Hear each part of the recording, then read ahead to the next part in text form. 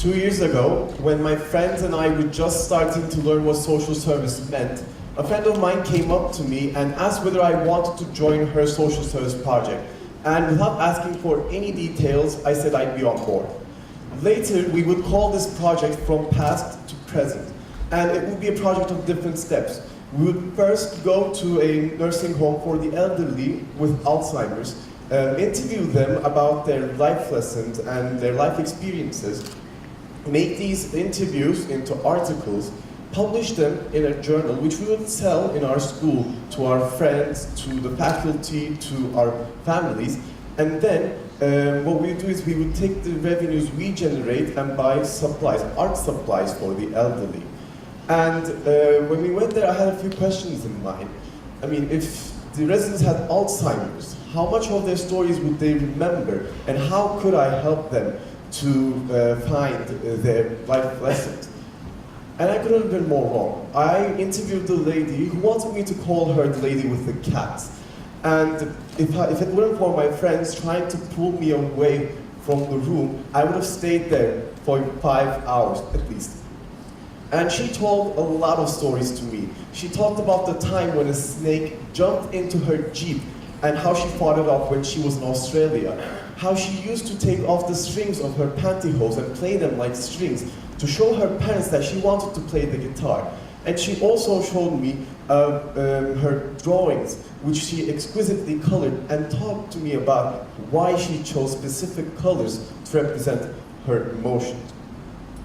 A year later, after publishing the journal and selling them, we were going to go back with the art supplies. And I was probably the most eager out of all my friends, because I was going to give even more opportunities for the lady with the cats to make drawings.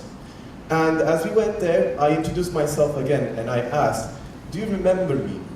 And she said, "Well, no dear, I'm sorry." And I saw that she was sad, she was frustrated for not remembering me. In the 2 years that passed, I had a few realizations. I first realized that there was no chance that the lady with the cats would remember me. Setting aside the disease that causes apparent memory loss, I wouldn't have even remembered anyone I talked to for an hour and a half a year ago, whom I never met before. Also, at the time I did the social service project, I had just started my IB curriculum, and I was not really able to come up with my own project because I did not have the time or the creativity to do so.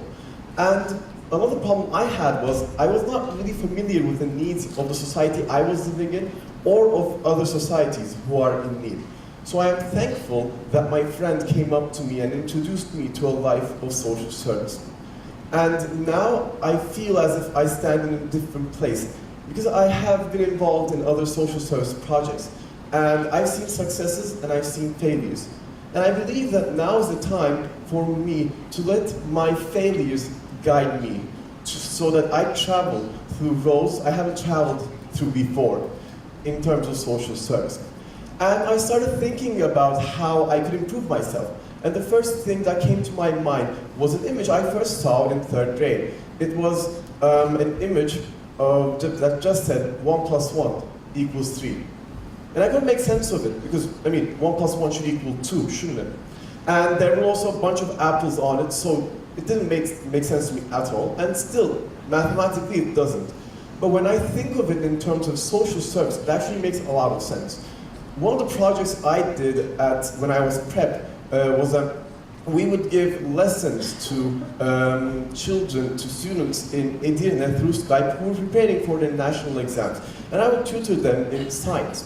And what I would do is I would revisit the curriculum each time before each lesson and bring practice questions with me so that the students would be better prepared for their exam.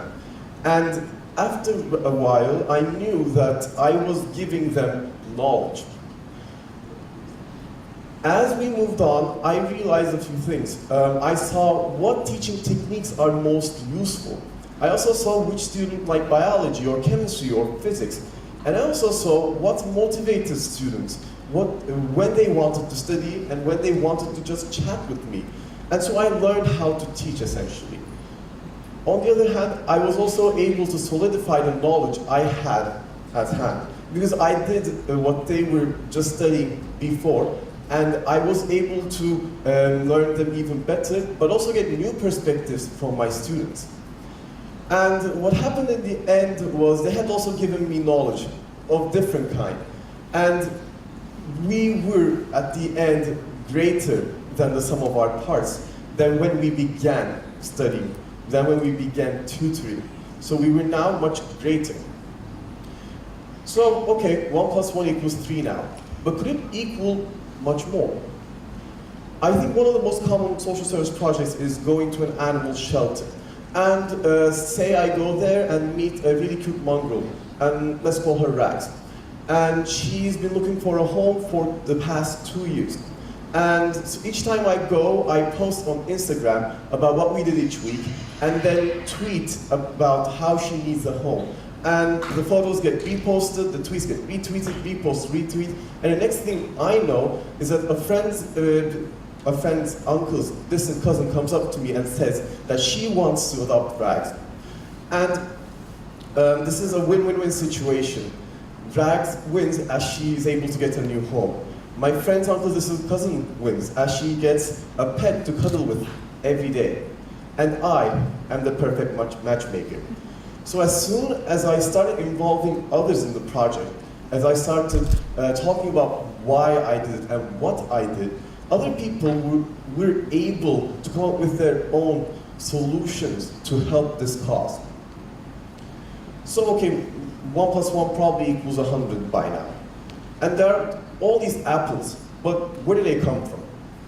One of the projects I did was we ran in the marathon and raised funds in order to finance the education of children with learning disabilities. And I want to actually take it a step further in the future. What I want to do is I want to run the marathon with my friends who have learning disabilities. This way, we will not only be able to raise funds, but also they will be able to socialize, get exercise, and even more importantly, they will be able to raise funds and awareness for themselves. And so we will be able to find the potential in them and be able to incite this self-advocacy. And in the longer term, there's an interesting phenomenon, I think, which happens. So say we cut an apple in half. And what I like to do is I like to connect the seeds within the apple with an infinity sign. And this, I think, represents a flow of energy, especially in social service.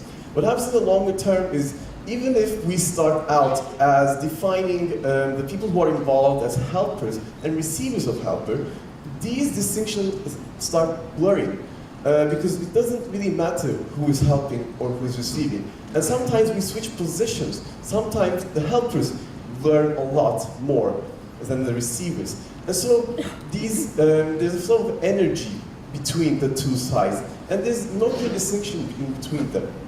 Also, the different principles that I mentioned, mutual growth, raising outside awareness, and self-advocacy, they also integrate into flow. Because what happens is, everyone who is involved in the project starts internalizing it as a part of their daily lives. It's no longer a social service project, but it's more of a greater cause. It's just a part of their lives.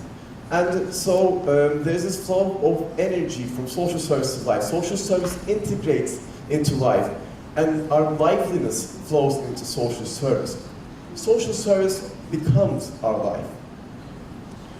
When I was in prep, our prep literature teacher asked us to write this quotation on the front page of our notebooks. Be yourself, but be your best self.